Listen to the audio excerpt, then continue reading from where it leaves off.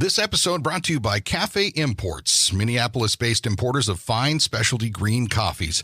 Independently owned and operated since 1993, Cafe Imports has been dedicated to decreasing its impact on the earth through renewable energy, carbon neutrality, and by supporting conservational efforts in places where quality coffee is grown and also where quality coffee is consumed.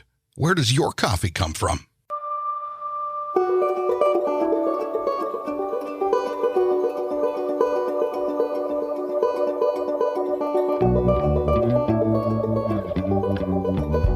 Welcome to the Lake Superior Podcast. I'm Walt Lindelof. And I'm Frida Wara. We are made stronger by story, and there's no better source than the continent's largest body of fresh water, Lake Superior. So join us as we highlight the 5 national parks that ring this greatest of the Great Lakes, meet the people, tour the places, and learn about the projects that make these parks and body of water so remarkable. This podcast made possible with the support of the National Parks of Lake Superior Foundation and Media Brew Communications. I'm Walt Lindelof. And I'm Frida Wara. Welcome once again to the Lake Superior Podcast. Today, a fun one, Frida. We've got a filmmaker on the line. Tell me a little bit about what we're doing here today. Well, you know, Walt, over the last year, we have had stories about the 5 national parks that ring the U.S. shoreline of Lake Superior. But what's the glue in all those stories? It's that big blue out there that you and I know and love so well. And today there's a brand new documentary. It was just finished in January of this year, and there's some screenings coming up, and we get a chance to visit with the director. This is the film. It's known as Freshwater, and joining us now on the line for the podcast is Planchon, who is founder of 515 Productions and co-director of Freshwater. Welcome to the podcast. Thank you. Well, let's get right into this. Ian, I'm curious a little bit about your background as you came to make documentary films or making films. What kind of got you on this path? I started out in high school. I got a job at a news station up in Alaska. And there, I was really fortunate. That news station was heavily focused on storytelling, not just about gathering news and getting the news on the air, but they really wanted to tell unique stories. And that kind of got me started on the path of being a storyteller. From there, I got to go to film school in Canada. I learned about, actually producing films and the technical aspects of it all. And so that was kind of my base foundation of it all. We moved to Iowa, I think it was like in 2005.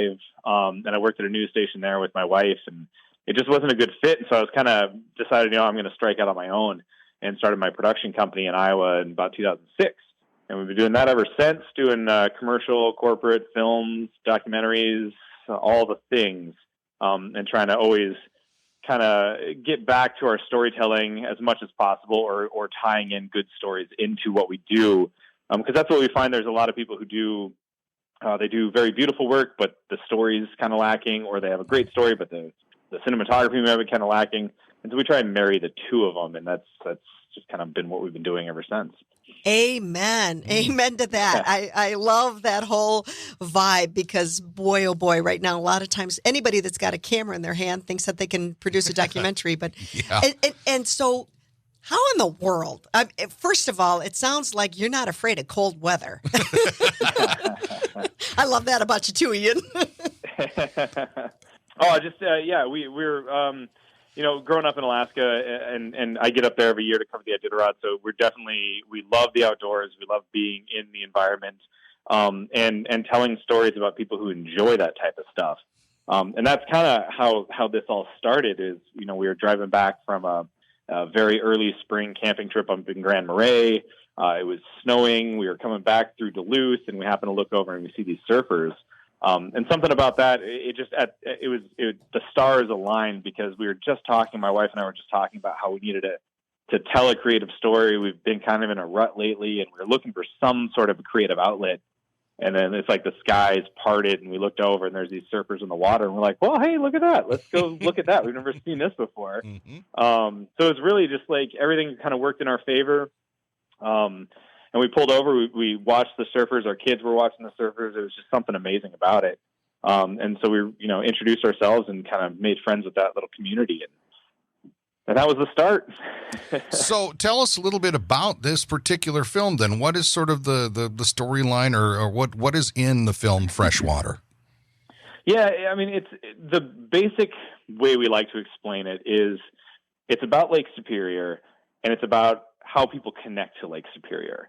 That's the basic theme throughout the entire movie. But as you get deeper into it, it's about the climate change. It's about how this is one of our natural resources that needs to be protected. And then it's just about how it's changed people's lives for the better. And we want to get more people connected to the lake, but also understand that in connecting to the lake, you do have a responsibility to also take care of the lake. We're talking with Ian Planchon, who is founder of 515 Productions and also co-director of the film Freshwater, today on the podcast. And I love how Ian, because of course I'm a mama, and I'm thinking when I saw the first time that I saw surfers at our own Presque Isle here in Marquette, and it's like, okay, those boys got dropped on their head too many times when they were a baby, and I'm going to have to talk to their mama. But you get connected by the craziest thread line, because this is what I'm loving. And it kind of brings a little bit of a goose pimples to me, because when I get on that story, and Walt and I have been journalists, we've been broadcasters, we've done documentaries on Lake Superior, and you go for this one thread and it's action-based adventure, and then all of a sudden it leads you to scientists. Can you share a little bit about how that thread was weaved into a documentary? Yeah, and I think we were very fortunate / unfortunate in our timing of producing this documentary. We started in 2019, and we were very focused on making it a very just action sports, really cool images set to music, just for entertainment purposes alone. And then COVID hit, and we, back then, if you remember way back when COVID began, there was the shelter in place kind of stuff going on. So we couldn't travel up to Duluth anymore to go shoot surfing. And so we were forced to sit and look at what we had and figure out if we were going to make a documentary with what we had, or if we were going to wait and try and get something later. Excuse me. And as we started looking at the footage we had, there are a couple questions started coming up. Like, one, how is it possible these waves are doing what they're doing? Is it wind driven? Is there a reef under there? Is there something we don't know about that's making it so these surfers can enjoy the lake the way they do? And so we kind of put some feelers out. We found a group called the Large Lakes Observatory, and we emailed them with a very simple question: can you help us understand the lake? And they responded back almost immediately saying, here are 18 people you should reach out to and talk to that are part of our organization, and they can definitely help you get the answers you're looking for. So we reached out to those 18 people, and it was just fascinating how, like you said, you grab one thread and you ask a very simple question, and it just completely diverges in multiple different directions. And all of a sudden we're learning all these facts about the lake and how it's like, warming faster than a lot of other lakes in the world. And it's like, okay, wait, this is a deeper story. There's so much more to this. And that right then we knew we needed to make the story, a very science-based, very climate change-based, and then just use the surfing imagery we've captured to help carry that story through. How, Ian, then did you harness your training as a filmmaker and your journalistic background to kind of wrangle all that together to make this piece? Yeah, and that's where I'm very fortunate that my wife, who has also got a journalism background, she thrives on taking all the pieces and parts and combining them into one seamless story. So she relied on me to go out there and, find these people, shoot the interviews. She came with on some of the interviews, and then she went through all the footage, and we pieced together the story that we knew was there. We just had to go through and find it all. But, honestly, as I'm sure you guys are aware in your past documentaries, when you have a topic like this, it's almost impossible not to tell a good story, right? It's like, I feel it's like the low-hanging fruit. Like, this stuff it's too good to be true. And so it's really hard to mess this one up. We're just fortunate that it seems to be being received as well as it is. And that the story is hitting the way we hoped it would. You mentioned that you said that through this process, you started to learn some things, that it shifted from an action-based kind of just like an outdoor extreme sports kind of show, documentary film. What are some of these things that you learned when you were going through this? What are some of the stuff that came across your way in the process that really resonated, that said, we have to tell this story? Yeah. The number one thing I think that blew my mind, and I'm not from Minnesota. I was not aware of what Lake Superior actually was until we started doing this story. But the fact that it's 10% of Earth's freshwater is mind blowing. The second thing that blew my mind is that there are only 5 lakes in the world that account for the superficial freshwater, right? So that's actual surface lakes. The freshwater of the world only is in 5 lakes in the world. So the fact that Lake Superior is, a good portion of that, was pretty crazy. But then to find out that this amazing water resource that we have is also warming faster than a lot of other lakes in the world, means that it's in danger. And so that was it was eye-opening to realize that there's this really cool body of water that offers us so much, but it's also, it could very well be unusable in the near future if we don't do something. And so that was just something that we knew we had to help kind of connect the dots a little bit and tell the story. I got to go back to talk about connecting the dots. When you use the word warm and Lake Superior in the same sentence, a lot of people are going to say, really? Have you ever just put your feet in that lake? Yeah. And I don't mean to be joking about that, but if you can share with us, are we really warming? Is this body of water, what are the stats? Yeah, and so that one, I'm going to butcher the facts, and you're going to have to watch the movie just to get the actual exact quote. But I believe it was 4 degrees. It warmed 4 degrees in some odd amount of years, which, as the scientists say, they're it doesn't sound like that much. But when you change the temperature of the water even just a little bit, it completely knocks the entire system out of whack. And once you start doing that, we kind of liken it to that butterfly effect, right? If you change one little thing, it's going to change another little thing, and it's just going to continue this propagating change that we eventually are not going to be able to control or keep up with. And that's what's scaring them. It's not the fact that it is the fact that it's warming, and it's warming at an alarming rate, but it's the fact that warming is changing so much about the lake that scares them.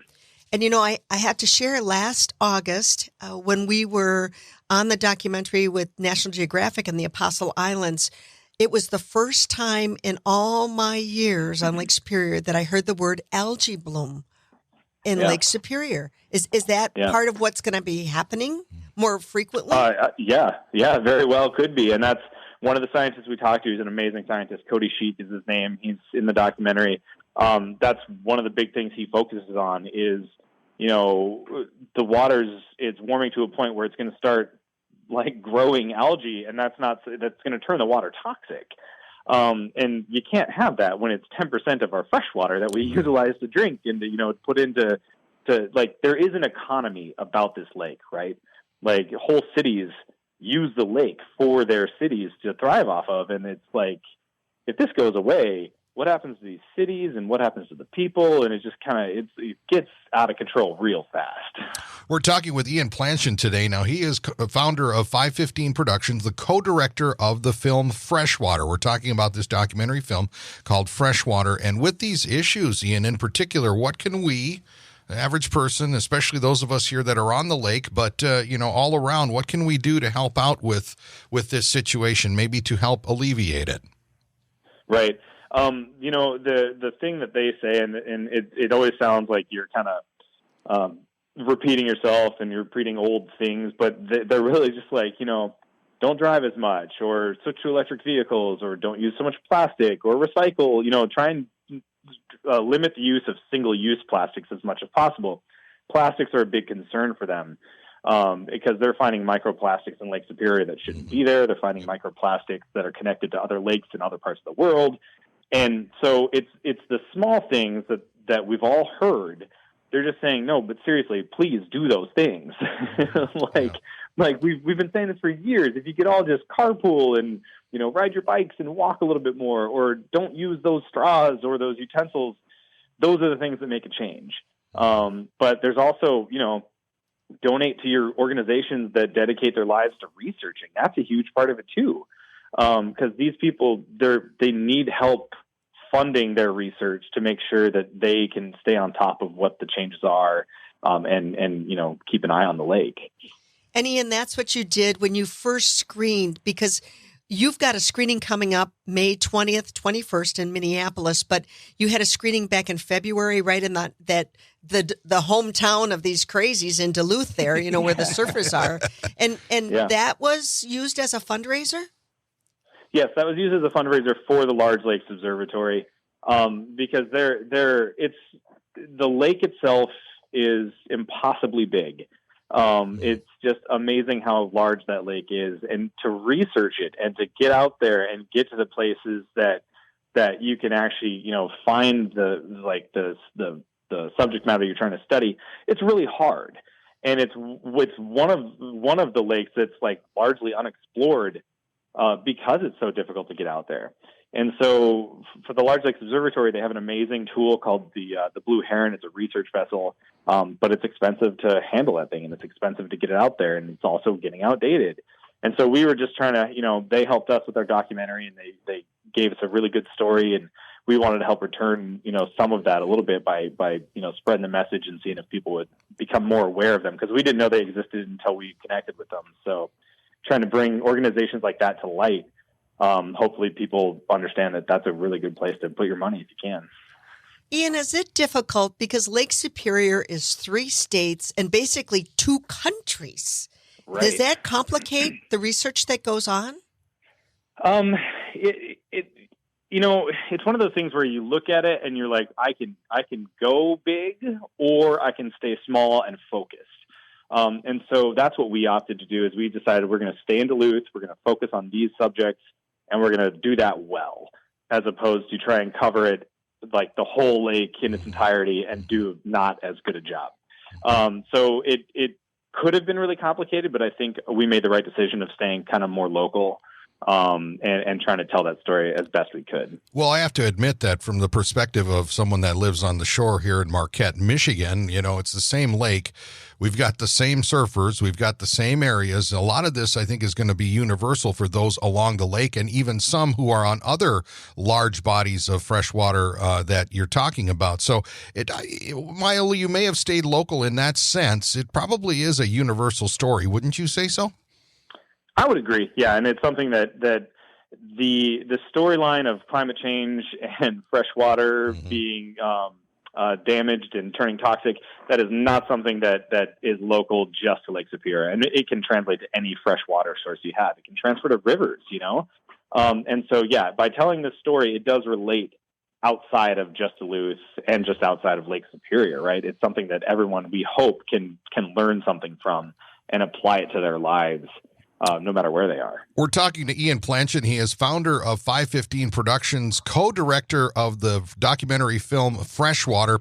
We'll talk with you, Ian, a little bit about how people can find out more about it, but I'm curious from just a technical standpoint, how was the shooting? Like when you were originally starting to do this stuff and you're starting to think about going out and shooting surfers on Lake Superior and all of that, tell me a little bit about some of the technical challenges as you did that part, because it's a totally different environment than shooting an interview with somebody in a nice controlled office or something like that. What were some of those challenges, and what did you enjoy about that? The biggest challenge we had obviously is fundraising, and not fundraising, but financing the whole thing. And that's something we knew from the get-go. We didn't want to try and get sponsors involved, because then you lose a little bit of control over the final product. Right. And so we're very fortunate. We own our company. We own all our own gear. And so that part was covered. What we did do is we put out the call to a lot of our subcontractors that we work with and we've worked with for years. And I asked them for help, and I said, hey, this is the story we want to tell, but I'm going to need help doing it. And they graciously volunteered their time. Wow. So that's probably one of the trickiest things. That's a big thing right there for them to actually say, well, volunteer. They believed in it enough to do that. Yep, for sure. And the trickiest part was a lot of my guys live down in Des Moines. And so we all had an understanding that if a storm was brewing and we were aware that big waves were on the way, they would drive up to Minneapolis and we'd all pile up in my truck and we'd all drive up to Duluth. A lot of the big storms also oddly coincide with big blizzards. And so one of the bigger challenges is getting from Minneapolis to Duluth in a foot and a half of snow. That was our very first day of production, was a foot and a half of snow, and we were leaving Minneapolis at 2:30 in the morning, so there were no snow plows on the roads yet.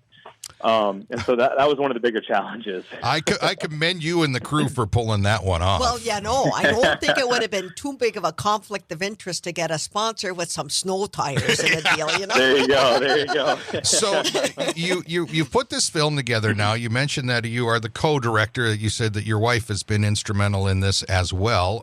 For folks that are listening to the podcast, what's her name and how do you thank her?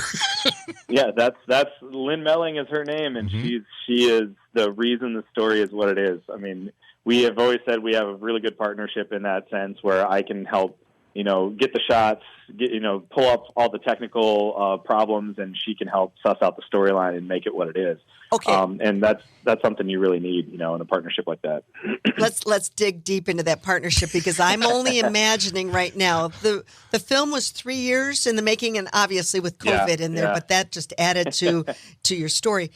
How much footage did Lynn have to go through? Yeah. I still have yet. I'm scared to look at the final running tally, but I can tell you it's 18.25 terabytes of footage. Wow. And so it was a lot of digging and scratching and clawing our way through footage to make sure we saw every scrap of it, to make sure we're telling the right story. Wow. Walt, Ian and Lynn are what you do for love. Exactly. You don't do for money. and that's what it sounds like to me, Ian, that you have a love for the lake. You have a love for the region. That's why we wanted to talk to you today here on the Lake Superior podcast, because you're putting all this effort in to tell this story.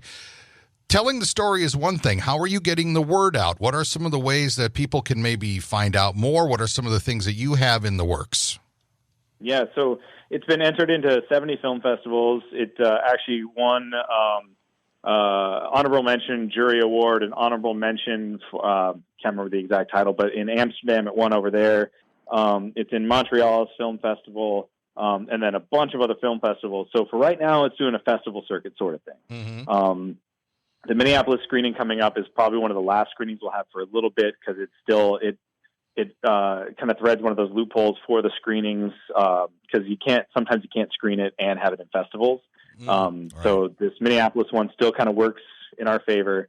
But after that, what we just tell everyone is go to 515productions.com/freshwater, and we're trying to keep that page as up to date as possible, because once the festival circuit's done, we're either going to have it on a streaming platform of some kind, or just make it available to the public so everyone can see it. Okay. Oh, that's important to get the public out there. And then how about any broadcast? You were looking at that? Well, streaming and broadcast, I guess that's about the same thing. But in my old head, I think about, a PBS platform or someplace out there. Right. Yeah. And that's something we're still kind of exploring. And, we do, a lot of people have reached out to us and they've expressed interest. The PBS affiliate up into the Duluth area is talking. Well, the Great Lakes PBS affiliate wants to do something, and but we haven't figured it out, because it still has to finish its festival circuit. So, it's like we spent 3 years producing it, and so we're in no rush getting it out there. Mm-hmm. Sure. We like, once the premiere in Duluth was done, there was like this huge weight was off our shoulders, and I was like, all right, let's take a beat, and then we'll come back to it in a little bit. So again, that's Ian, kind of where we are now. that website again, Ian, for folks, if they want to check out the latest on the film, where it's going to be, or maybe they can get a chance to watch it. What? It's 515productions.com/freshwater. I guess got to ask you here now, I mean, just your final thoughts on doing this. I mean, you mentioned that this kind of came in a flash of creativity. You were by the lake. I've shared this story on the podcast before of musician friends that I have that have been in the Marquette area, that have been on tour. They've stopped for a weekend in Marquette playing somewhere here in a writing block. They just can't create their next tunes or whatever, and literally have gone for, like, on a Saturday morning walk along the lakeshore in Marquette, and all of a sudden the creativity gets tapped into it. My wife and I both have lived here for 30 plus years on the lake, and there's an energy here that we get. Do you feel that you tapped into that, and how so? Yeah, I think we found a group of people that largely embodies that concept itself. Is that, I mean, we have a guy, there's a photographer that we met. He was alcoholic who had a lot of DUIs under his belt. And he was put under house arrest. Essentially, he had a little tracking bracelet on, and so he was like, "Well, I need to get out of the house." He had 30 minutes a day to do that. And he picked up a camera and he would go walk the shore for 25 minutes, leaving himself 5 minutes to get home. And there was something about the lake that just connected with him. And when he was finally done with his probation period, he kept going back to the lake and shooting. And finally he's like, you know what, I'm going to try getting in the lake. And you get in the lake and start getting underwater shots. And he attributes the lake to saving his life, 100%.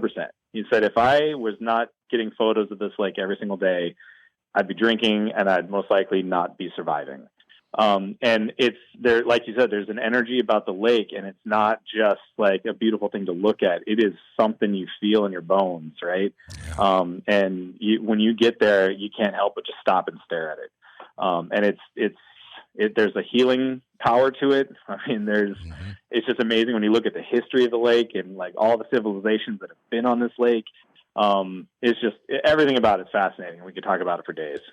Ian, I certainly appreciate that. I think that's a nice way to wrap up with you here today. I mean, do you have any final thoughts or anything that you'd like to share with us about the film and the process? Go ahead. We're just fortunate that these surfers and these people allowed us to tell their stories. It's one of those things that's really hard to convince someone that what you're doing is not going to hurt them in any way, and it's in the best interest, and it's going to be good for everyone to tell this story. Being on camera, being interviewed, it's a vulnerable thing, especially when you take that stuff and you put it out to the masses. And so we're just really, really thankful that everyone was trusting enough to do that with us, and we're glad that the story came out the way it did, and we're hoping more people can connect to it. The film is called Freshwater, and the website people can track it on, Ian, is what? 515productions.com/freshwater. Thank you for your time today. This was a pleasure. Man. Yeah, thank you guys. Ian Planchon, who is the founder of 515 Productions and co-director of the film Freshwater, a documentary about Lake Superior and so much more than just surfing on it and getting out and looking at it. Frida, that was a great chat. Oh, my goodness. And that'll be in Minneapolis on the May 20th and 21st. You can find more details about that. Mm-hmm. And then, as Ian described, it's going to be, once it gets through the film festivals, and hopefully we'll be able to bring Ian and Lynn here for Fresh Coast in October of 2022 here. Mm-hmm. So it'll be so great. I just think that this is spectacular to see how you take somebody that he has an understanding, and his wife have an understanding about the lake and its energy and its strength, but also the responsibility of telling the story effectively and with care. And that's the way I think we treat Lake Superior, with responsibility, with care and respect. And I think that's definitely comes across in the film. Yeah. Wow. We appreciate Ian joining us today on the podcast, and that's going to do it for us. Don't forget that you can follow all of the podcast episodes on the National Parks of Lake Superior Foundation website, and also where you can get most of your website and information for podcasts, so check it out there. It's going to do it for us this time around. I'm Walt Lindola. I'm Frida Wara. Thanks so much for listening. The National Parks of Lake Superior Foundation, NPLSF, is the only official nonprofit 501c3 fundraising partner of the National Park Service for all 5 U.S. national park sites on Lake Superior. To learn more about NPLSF projects and programs, you can visit the website at nplsf.org or friend them on Facebook. I'm Frida Wara. And I'm Walt Lindola. Thanks for listening to the Lake Superior Podcast. This podcast made possible with the support of the National Parks of Lake Superior Foundation and Media Brew Communications. This episode brought to you by Cafe Imports, Minneapolis-based importers of fine specialty green coffees, independently owned and operated since 1993. Cafe Imports has been dedicated to decreasing its impact on the earth through renewable energy, carbon neutrality, and by supporting conservational efforts in places where quality coffee is grown and also where quality coffee is consumed. Where does your coffee come from?